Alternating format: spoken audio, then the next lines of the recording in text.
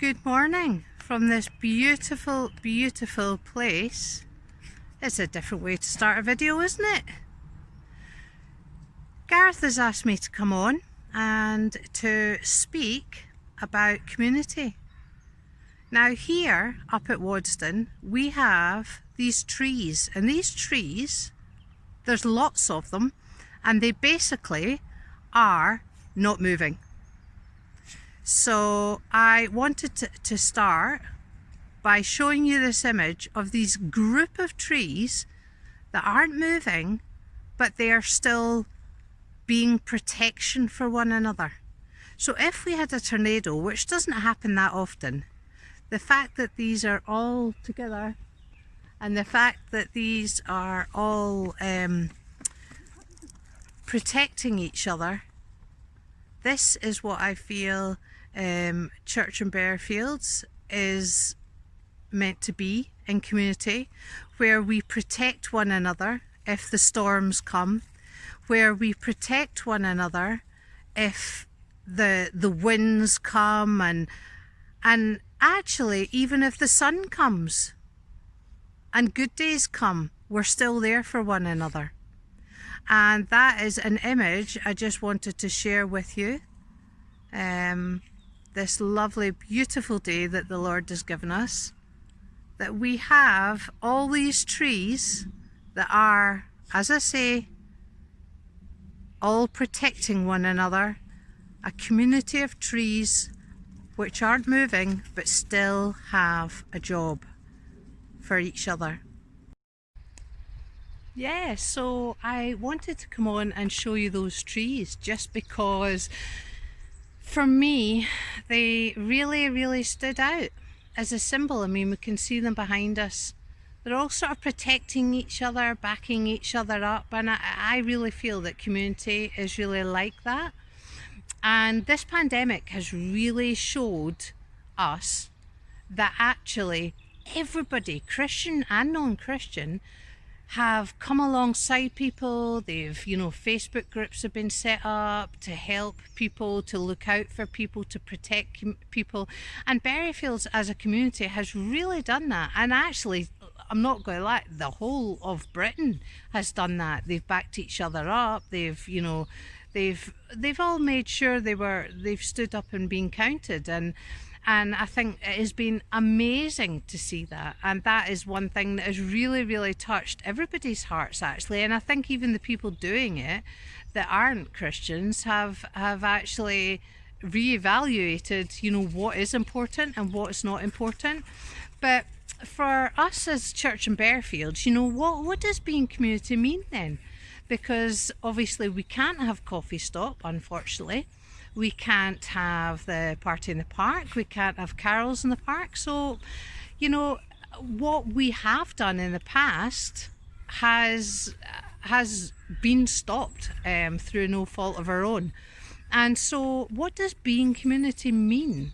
We can be community within our church, within our church group as unity, and as I explained with the trees, like backing each other up, protecting each other, being very tight-knit like these trees are, and yeah, we can do that as a church. But looking more outward rather than inward at our church, what can we do for people in Bearfields? And I feel that a lot of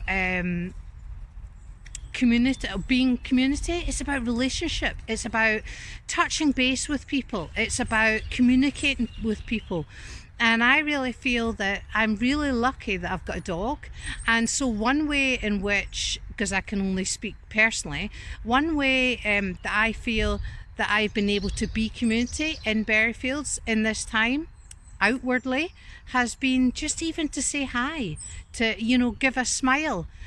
People that have dogs like the Lanes and Lucy and like Terry when he's out walking Anna's dog and stuff, they will definitely back this up. The amount of people we see is huge. And it, just to be able to say hi or and have a conversation with them. And I realise that not all people are find that easy. But a lot of people, just to be able to say hi is not a hard thing. To smile is not a hard thing. And we have to remember that, we don't understand people's situations. We don't know if they're in a domestic abuse situation and they're coming out with the dog as a total escape, or, for me, like a single parent, that is their only escape out of the house. In a sense, escape sounds like life is really hard, but sometimes it can be. And we need that connection, and we need that sense of we're not in this on our own. And I think that we do underestimate the power of a smile. I mean, Gareth was mentioning last week about, being stars and well, not being stars, but kind of like being the light in the darkness. And that is one thing that I would say that community is. When we look outward, we have to be the light in the darkness.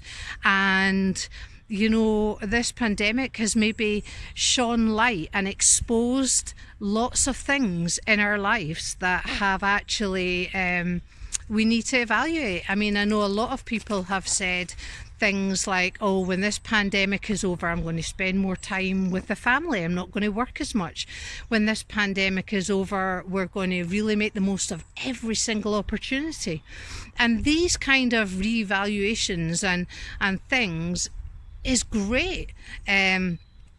But for us as a community, I think also we have been thinking, within our community, we tend to think within our church community, but God doesn't want us to always be looking inward. I think he really wants us to look outward, to see what we can do for other people. Jesus was the servant king.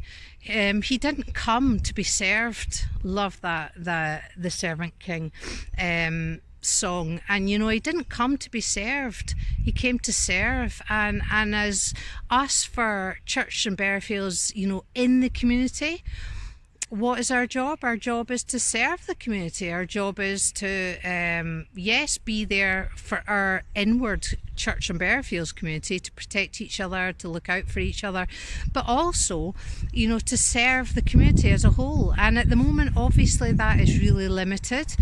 But all I would say is, don't underestimate the power of a smile. Don't underestimate the power of a hi, how are you doing? And basically shooting the breeze with people and just listening. Listening is a thing that is really easy to say, but it's quite hard to do. And I am the worst. I talk away like,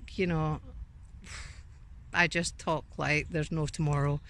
And that's one thing I have to do, is learn to listen. Yeah, so listening is really, really important. And one thing that I haven't mentioned, which is my absolute love, and so my thing, is Food Bank. Absolutely love Food Bank. I love Food Bank because actually it's the kind of thing Jesus would have done. I'm not going to lie, when I look at it, talk about serving people and giving, it is so what I imagine that Jesus would have done. It's about listening to people when they come, hearing their stories, hearing their woes, and that's said with absolutely no disrespect. It's about the impact, and actually people that have had to use food banks, it really, they appreciate it so much. And yeah, it just speaks volumes. So it's a way of really being able to give love to people. It's a way of being able to give people what they actually need, in a physical form.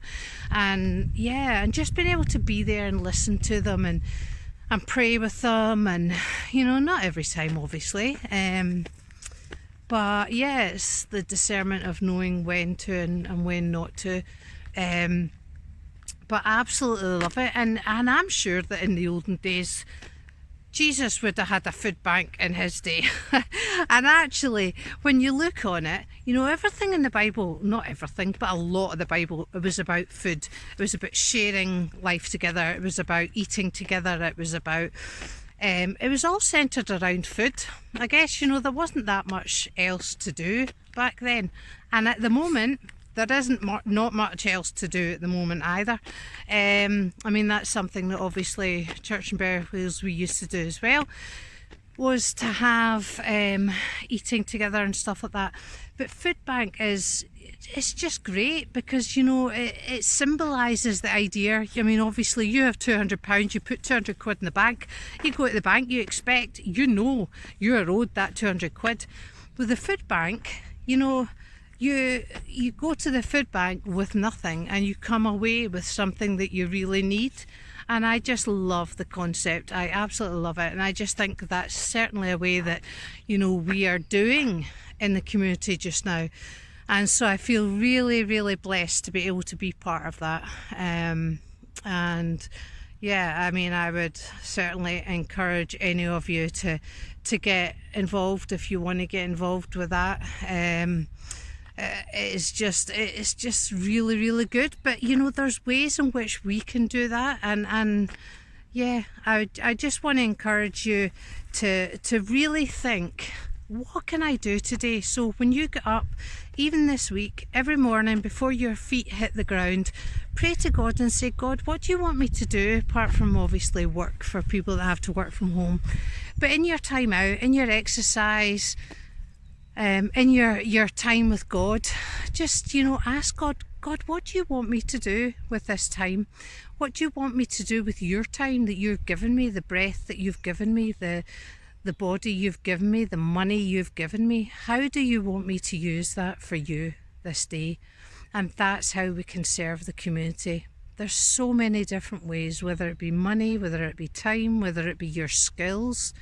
That's something I would love also to see set up, is to be able to have some kind of that we use the skills we have and to be able to help, and that it's not about money, it's just about serving one another in skill sets that we have, and be able to offer those skills up. There's lots of different ways, but just now let's just keep going, and yeah, just say hi, smile and talk to people. That would be my advice to you this morning. So I hope you're all doing well. Take care, guys, and I shall see you at some point, possibly. Bye.